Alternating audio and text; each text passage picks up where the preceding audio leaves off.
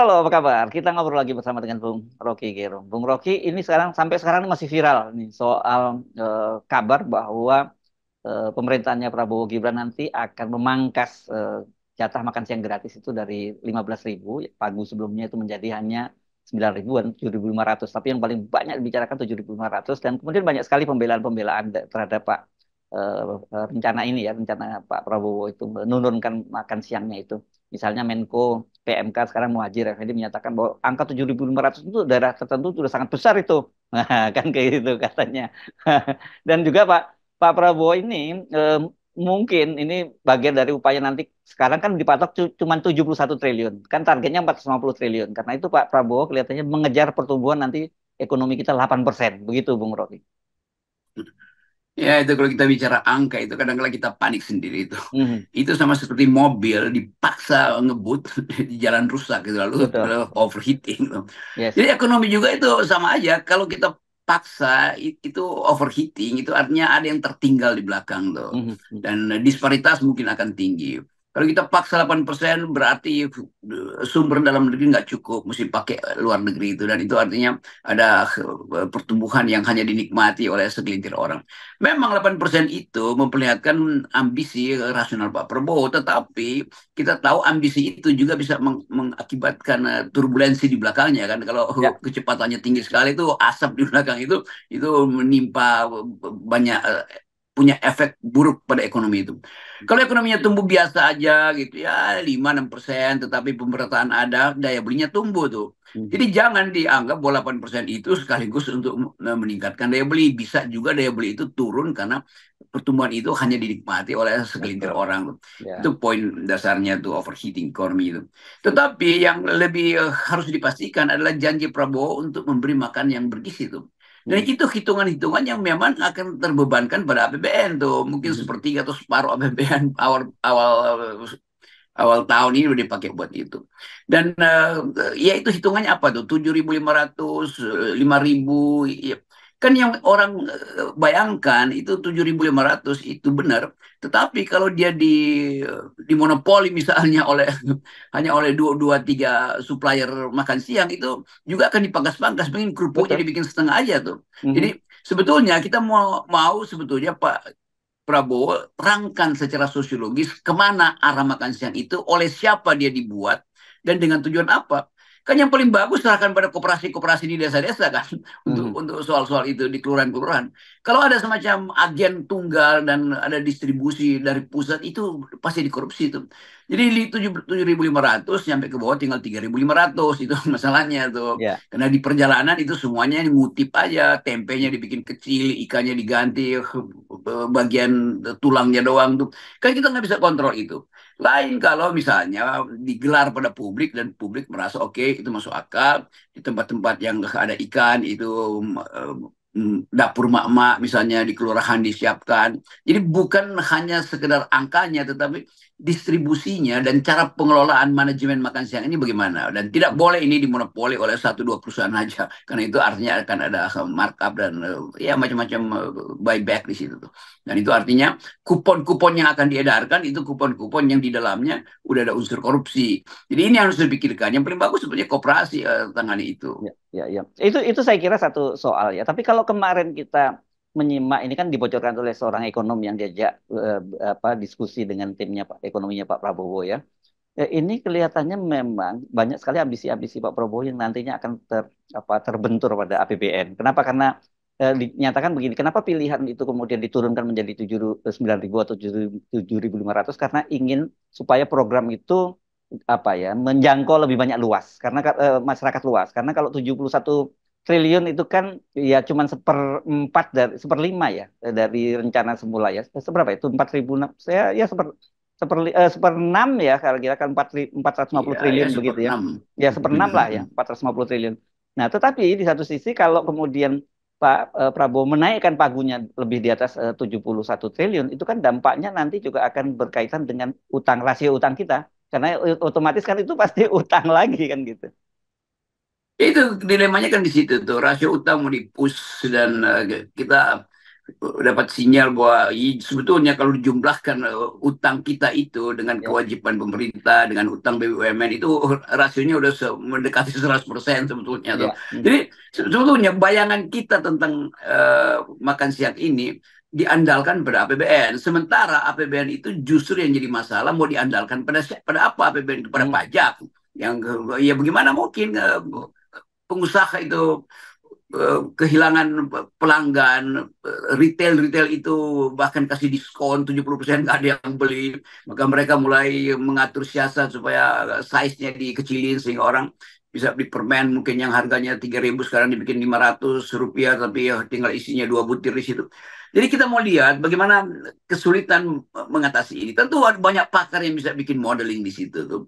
Tapi hal yang paling berbahaya adalah kalau tagihan legitimasi itu didasarkan pada janji Prabowo untuk makan siang yang bergizi itu kan. Ya. Kan anak-anak di daerah udah nunggu itu. Dan ini nggak mungkin diterangkan skala ekonominya tuh. Jadi ini Betul. kesulitannya tuh. Janji sesuatu janji yang memang bombastis, dia itu akan berakibat risikonya tinggi tuh Ya, ya, untuk ya. dipenuhi.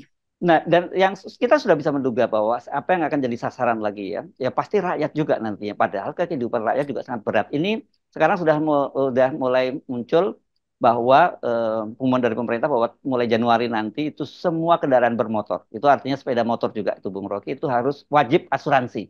Dan itu katanya sebagai amanah dari Omnibus Yes. Law. Coba bayangkan itu, Pak. Kita mau bayangkan dalam satu rumah itu sekarang banyak rumah-rumah tangga yang bukan orang kaya kelas bawah itu bisa ada 4 sepeda motor. Itu alat produksi mereka yang mungkin masih nyicil aja susah Iya. itu mau diasuransi. Kan asuransi itu tradisi kelas menengah yang tahu bahwa efek dari asuransi itu mengamankan aset dia kan. Bagi rakyat dia nggak peduli mau motor bodong pun dipakai buat ngangkut-ngangkut konsumsi di daerah kan.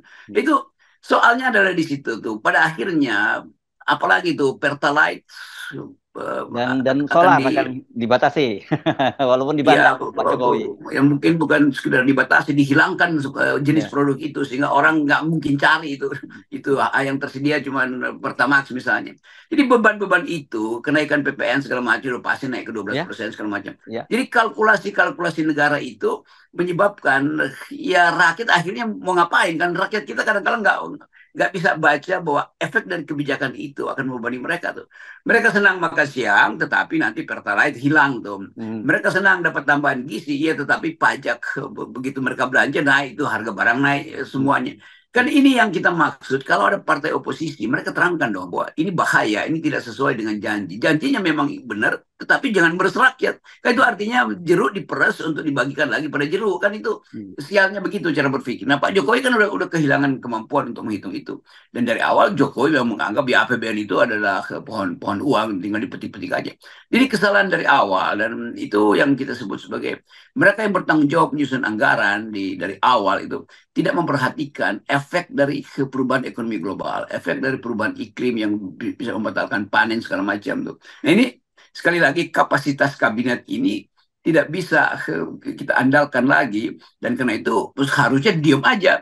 Jangan lagi kabinet ini bergerak-gerak lalu timbul turbulensi baru secara ekonomi. Nah, sebetulnya Pak Jokowi yang harusnya datang ke publik mengatakan kami berhenti ya, tapi kami tidak akan meninggalkan problem. Karena itu sebaiknya Pak Presiden baru mulai mengucapkan pada publik bahwa ini ada dana yang tidak cukup dan tidak cukup itu ya kenapa? Ya karena Pak Jokowi boros kan. Ya, ya, Gampang ya. aja. Saya kira harusnya Pak Prabowo belajar dari Pak Jokowi ya dalam soal yang janji-janji yang terlalu muluk itu yang kemudian semua tidak terbukti. Kan Pak Jokowi waktu itu pertumbuhannya 7%, janjinya gitu ternyata memang nggak akan tercapai. Nah, sekarang tiba-tiba Pak Prabowo datang dengan target bahwa dia yakin dia bisa tumbuh 8% dan kalau kita melihat konstelasi dunia maupun juga domestik kan itu terlampau too good to be true lah mimpi itu bisa tercapai begitu ya. Kenapa nggak datang dengan pendekatan yang berbeda dari Pak Jokowi, nggak bombastis, tapi lebih humble, lebih mengajak bicara rakyat bahwa ada situasi yang sedang sulit dan kita akan melewati ini bersama-sama. Kan kira-kira harusnya begitu, Bung Rocky. Ya nemuin 8% mah gampang aja, pompa aja uang Hmm. sebarkan. Tapi Ya, mau pompa uang artinya mencetak uang artinya inflasi itu. Mau ya, bikin 8% ya gampang, hutang aja gede-gedean tuh. Tetapi jaminannya apa tuh? Kemampuan bayarnya bisa apa enggak? Kan ini yang kita sebut bahwa Pak Prabowo tentu ingin mengucapkan sesuatu Ya, ya, supaya mesin kabinetnya ini jalan. Tetapi rasionalitas tidak begitu. Apalagi kalau kita lihat parameter dunia, bagaimana mungkin di dunia itu proyeksi 4,5% tuh ya. tiba-tiba kita 8% tuh. Jadi ada sesuatu yang berbahaya dalam janji-janji itu yang mungkin keceplosan sebagai sekedar sebagai kejengkelan untuk bersabar kalau pelan-pelan menaikkan kondisi perekonomian. Jadi kelihatannya Pak Prabowo juga akan masuk dalam jebakan bukan jebakan sebetulnya, cara-cara buruk mempromosikan ekonomi padahal sebetulnya kalkulasi rasionalnya tidak masuk akal. Sama seperti Jokowi 7% bahkan dia bilang bisa 10% meroket itu artinya nyungsep. Iya, iya, iya. Nggak, kita paham. Saya kira sebagai presiden baru, Pak Prabowo itu ingin menebar optimisme, kan begitu ya, Bung Rocky? Karena di tengah situasi yang uncertainty sekarang penting optimisme. Tetapi tentu saja harus tetap rasional basisnya, kan begitu. Dan saya kira rakyat sebenarnya akan lebih mudah kalau diajak bicara secara terbuka. Apa sebenarnya problem bangsa ini dan bagaimana kita akan melewatinya. Itu jauh lebih lebih elegan dan lebih jujur. Mestinya itu Pak Prabowo dianggap seseorang yang dari rakyat karena dia tentara, dia tahu kondisi kerakyatan Ya. itu. Jadi orang ingin lihat apa sebetulnya ide Prabowo tentang keadilan sosial. Kan itu dasarnya 8% itu ya kapital intensif aja kan, Hmm. taruh aja kapital di situ kan. Dan kapital sifatnya selalu akumulasi tanpa memperhatikan keadilan. Sama seperti zaman Orde Baru juga itu yang terjadi itu.